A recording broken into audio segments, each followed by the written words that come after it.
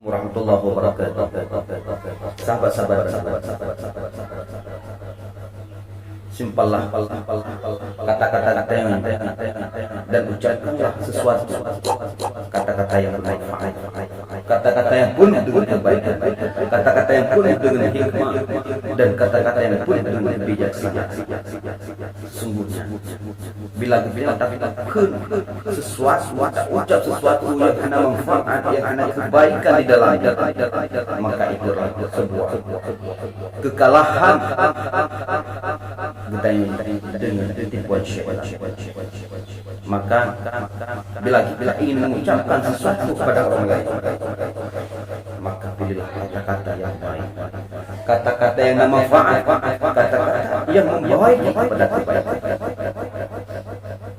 Dan bila tidak sanggup mengatakan hal-hal sesuatu yang baik, kalau baik kita diam. Karena Rasulullah sallallahu alaihi wasallam bersabda, "Ihzil lisanaka illa lil khair, fa innaka bidzalika taqlibu syaitan."